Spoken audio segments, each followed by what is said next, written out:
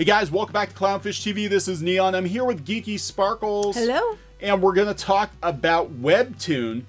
Now, if you're not familiar with Webtoon, Webtoon is a pretty huge comic portal, webcomic portal that came on the scene here in the US about 5 or 6 years ago and pretty much, in my opinion, killed off the webcomics business model. I agree. They took over. They came in and took over and became kind of like the YouTube, I think, of webcomics. But now there's talk about Webtoon being the biggest comics publisher in the world.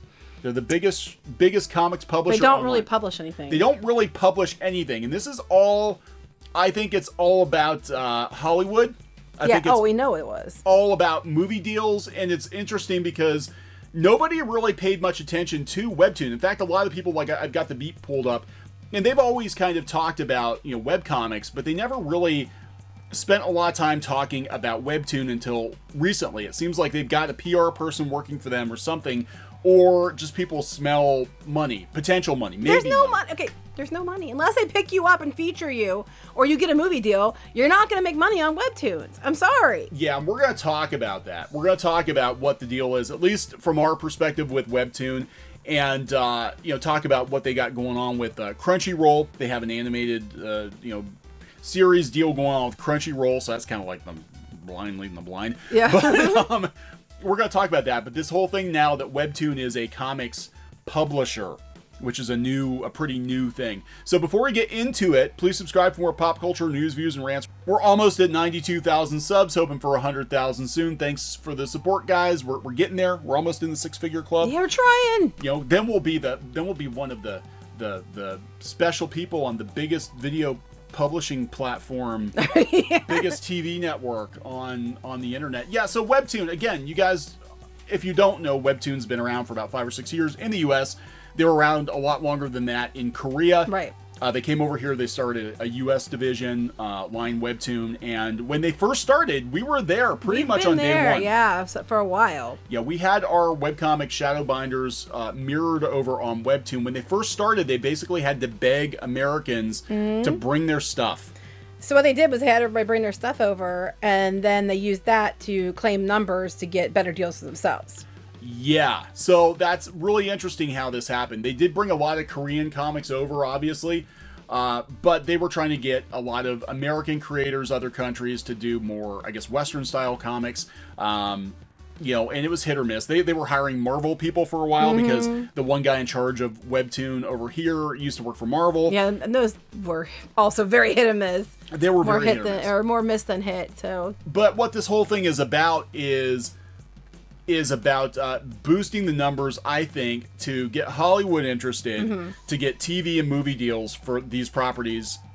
And 9 times out of 10, it's not going to be some indie creator. It's going to be one of their promoted one of theirs, titles. yeah, one of the ones that they've already set out to promote. More often than not, Korean. Yeah, not always, because Lore Olympus, I'm not exactly sure who. Well, no, not always. That's why I said more often than not. But a lot of them, you can see that they are Korean. Now, over in Korea, you know, Webtoon, you know, properties do get picked up. They become live action shows, you know, and all this. But this whole thing, I think, is basically them trying to break into Hollywood here in the U.S. You know, that was the end game for them. And I think at first it was, you know, bankrolled by venture capital. They're run by Naver, which is like the Korean equivalent of Google. You know, so they had like infinite money, you know. But now we're seeing what the end game actually is. But it's really interesting to see that they are, even on the Beat, they have a sales chart for most popular comics on Webtoon. But they're not sold. No, they're not That's sold. what I'm not understanding. How can there be a sales chart when they don't, by views? That's not the same thing as sales. Yeah, and I want to talk about that too, because this is kind of what killed webcomics. And you know, webcomics, you basically cultivated an audience of people who were used to getting comics for free. So it's very, very hard to get those people to pay for comics. And I think that's a lot of what is going on now in the direct market, where the kinds of comics that would appeal to people who would read something like, you know, comics on Webtoon, they're not going to pay for comics. No. Why are they going to pay for comics like these Aftershock comics, right? I'm looking at the art style, looks kind of, you know, webcomic-y. Why would they when they've got an all-you-can-read buffet for free? Now, if your goal is just get a bunch of eyeballs on your work, then by all means, put it on Webtoon. But understand, you're going to get buried because there's a lot of people there now. you probably get buried initially. You might get bigger, but you're not going to make money off of that. Then you're going to be on you to go have a backup website or to go have Patreon or something else to get money. They used to do a thing, and I think they still do for only certain people, that you make some money. Yeah, we were in that program. We actually made money. Yeah, but it's not very much. So they had basically they had a thing where they would pad your Patreon account with money based on views that you'd accumulate on Webtoons, and I think it topped out at like $1,000 a month, and you needed like ridiculous views to get that. Now they do have deals cut with individual creators, I think, who are doing, like, I'm sure whoever does Lore Olympus is probably getting compensated fairly well, but I've heard from people who had exclusives on Webtoon that they would give you like $2,000 or $3,000 a month base, and then whatever your view count was on top of that, which...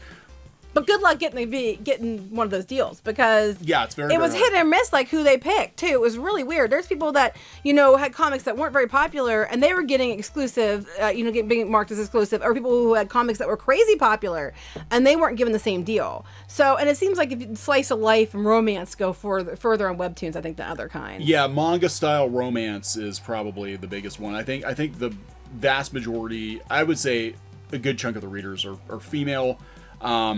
And there are certain kinds of comics that perform better. They tried to do Western-style comics over there. It didn't work out that well. But I think what happened was they were trying to create, like, homebrew creators by giving them money, and it didn't work out, so they went and got Marvel people and threw money at them. And that didn't really work out. And the Marvel stuff never stuck. And we could see even, like, they had Image Comics. I think Top Cow had their stuff on there, and it did not do well, because you could see the numbers publicly. They weren't really doing that well because it doesn't appeal to that. Well, it appeals to the audience. The audience here actually looks for free comics, usually in the manga style, romance or slice of life, more often. Tumblr style. That's what they're there for. They're there for free. They're there for free. I'm just gonna say they're there for free. Yeah, and that's what I guess where I want to go with this, because I want to talk about, like, basically what happened to webcomics, and I think it's kind of like some of the issues we're seeing now with comic books, where people don't want to pay for comics. It used to be you would have a webcomic on your own site, you'd have ad revenue. Well, now everybody's got ad blockers.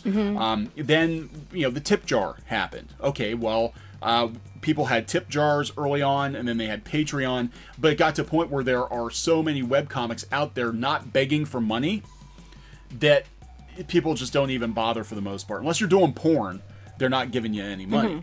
And it kind of destroyed the ecosystem, So, but now we just have a bunch of people who grew up reading comics for free.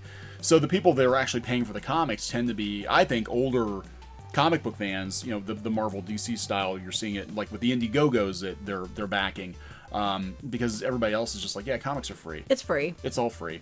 It's just for the glory of having a lot of views. Because for some people, that is their currency. I got a lot of hits. Well, that's great. You can't eat this week, but you got a lot of hits. Congratulations. Yeah, and that's what's interesting about this. Because again, even the people who make it, we kind of know what the numbers are. They're not making YouTube or Indiegogo money. They're getting probably more than they would make at like IDW or Boom or something like that. But for them to call it like a publisher, it's only kind of partially true. They're as much a publisher as YouTube is, because anybody can put a comic on there. But some stuff is going to get promoted if it's paid for by Webtoons, and then that's a problem too, because how's your stuff going to get found? Well, that's what I'm saying, because a long time ago, we used to tell people, go to Webtoons to put your stuff up there, because if you get a good start with a lot of eyeballs. But now there's just so much. I'd still recommend there if you want to build an audience, but understand, just because you posted there does not mean people are going to read it. There's a lot of stuff you have to compete with. It's crazy. Oh, it's insane. It literally is like YouTube. It is just a soup of endless comics at this point, and it was a lot easier to get found before, and now that I think they're pushing the Hollywood deal, now they're going to be promoting certain properties over other properties, which we mentioned the Hollywood thing before. Well, yeah, I'm going even back to 2017. You can see this is when it started. They started Webtoon, I think, in 2014, 2015, 2017. They'd signed with CAA, which is one of the biggest agencies in Hollywood, because this was the end goal, was to turn this stuff into movies and TV, and we're seeing that they're already starting. They're doing animated series right now with Crunchyroll, and I think it's Lore Olympus, their top comic, is going to be adapted into an animated series.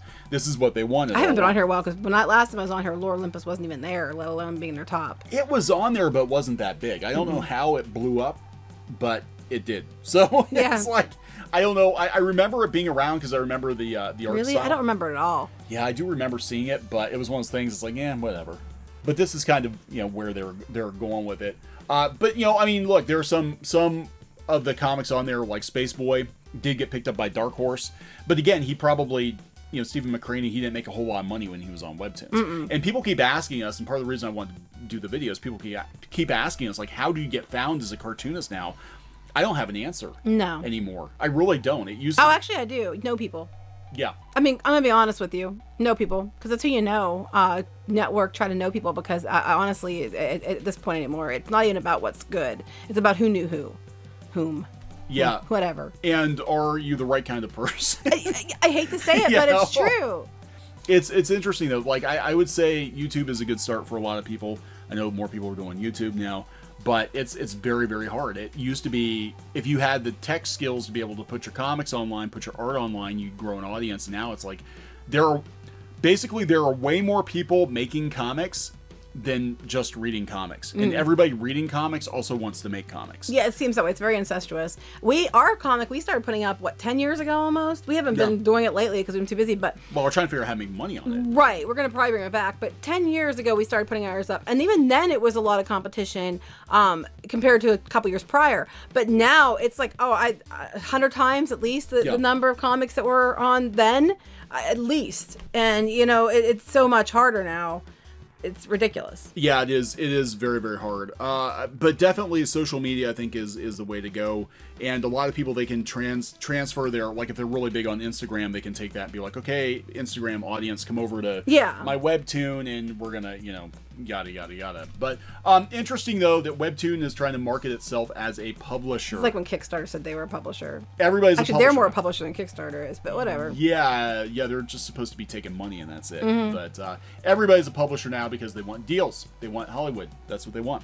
So we're going to wrap this up. Okay, so please subscribe for more pop culture news, views, and rants, and we'll talk later. Bye.